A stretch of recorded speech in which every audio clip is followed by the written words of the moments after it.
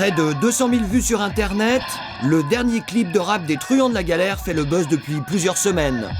Des mots et des images choquent, la formule qui plaît, la formule qui vend. Et dans la foulée, la polémique. Les syndicats de police demandent l'arrêt de la diffusion des clips et dénoncent un phénomène qui se répète. C'est tout un système qui fait qu'aujourd'hui, cette propagande fait vendre. Elle fait vendre parce que, on ose s'attaquer à la police, ça fait vendre parce que on ose défier la police et on a un public pour ça. Le fric, comme on dit, ne permet pas tout. Ça doit être encadré. Et c'est la raison pour laquelle il y a des textes de loi. Et quand on entend ce genre de haine, de violence, ça rentre dans la loi et c'est punissable. Provoquer la police, c'est la recette des rappeurs indépendants, nouveaux venus sur le marché du disque. Ils sont auto-entrepreneurs, produisent eux-mêmes leurs CD, fabriquent leurs pochettes et leurs clips. Un business 100% autonome qui cartonne dans les cités. Avec une règle d'or pour revendiquer le label Ghetto, pas de major ni de radio FM, directement du producteur au consommateur avec Internet comme force de frappe et la rue comme plaque tournante. Marché aux puces de Paris-Clignancourt, le plus grand bazar d'Europe, chaque week-end près d'1 million de personnes le fréquentent. Morsaille est ici une star. Leader du groupe Truands de la Galère, c'est lui l'initiateur du coup de pub sur Internet. Parfait, c'est bon ? De rien, merci à vous. Toi aussi ? C'est bon ? Ok.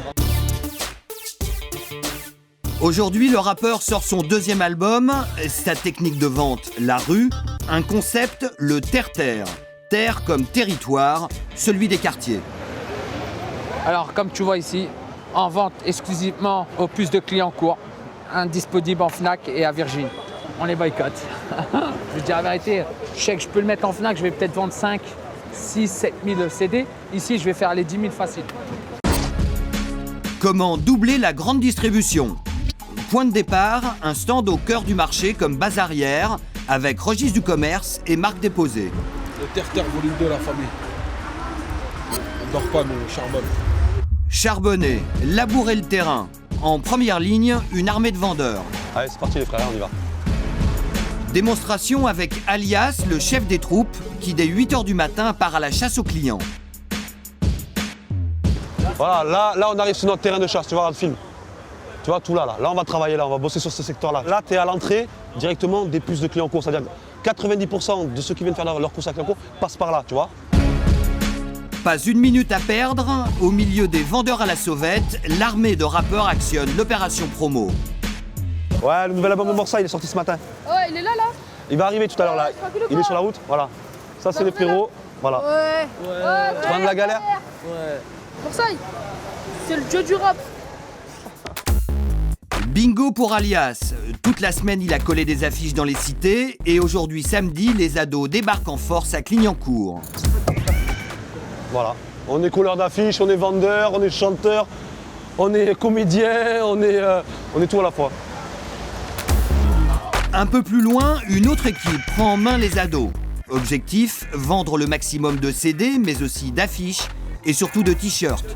C'est aussi cela les méthodes de vente des rappeurs de la rue. Et pour fidéliser le consommateur, on n'oublie pas d'assurer le show.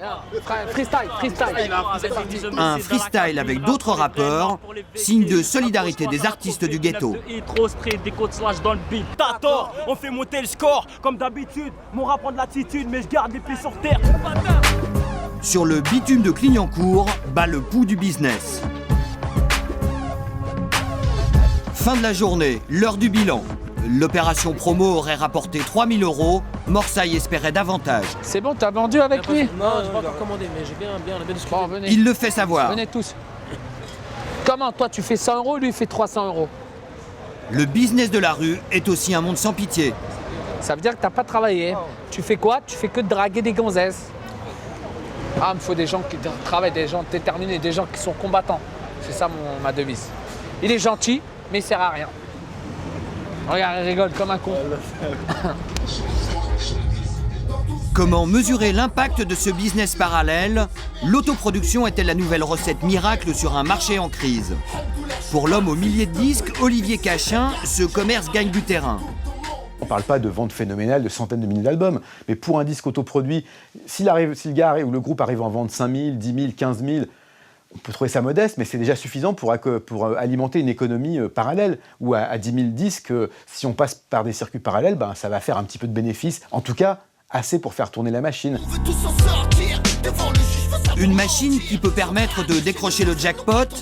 C'était le 27 octobre 2007, le groupe de rap indépendant L.I.M. décroche un disque d'or, 75 000 ventes. Mais pour cela, L.I.M. a dû faire une concession en signant avec un distributeur officiel. Chez EMI, l'une des majors du marché du rap, on affirme en effet rester incontournable. Mais de toute façon, pour vendre beaucoup d'albums, à un moment donné, comme je vous disais, il faut être distribué dans un grand nombre de points de vente. Donc vous êtes obligé de collaborer avec, je dirais, des structures qui ont une puissance de feu pour vous permettre d'être dans ces grands points de vente, vous permettre d'être exposé quand même un minimum médiatiquement. Donc effectivement, vous ne pouvez pas y arriver tout seul. Collaborer sans perdre sa marque à Rap des Cités, c'est la stratégie L.I.M. Pont-de-Sèvres dans le 9-2, les Hauts-de-Seine, c'est ici à l'ombre des tours que l'aventure a commencé.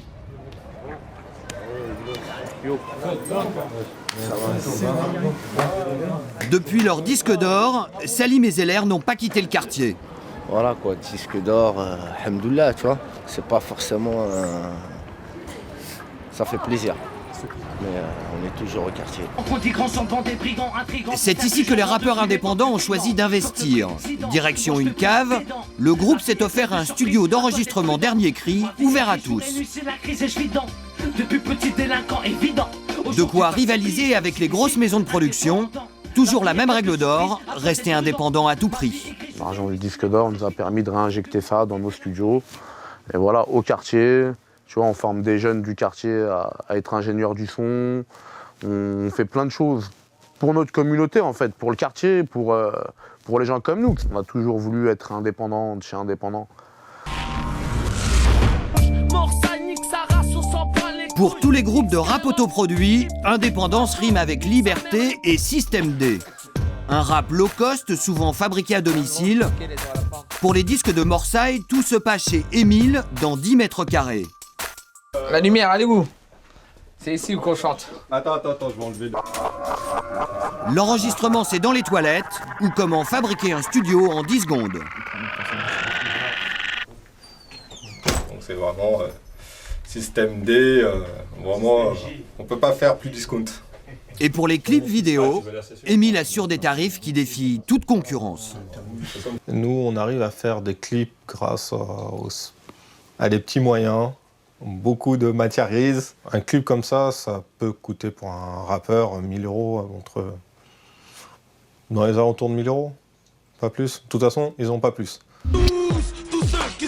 Et c'est la nouvelle réalité du marché, un clip à 1 000 € balancé sur Internet.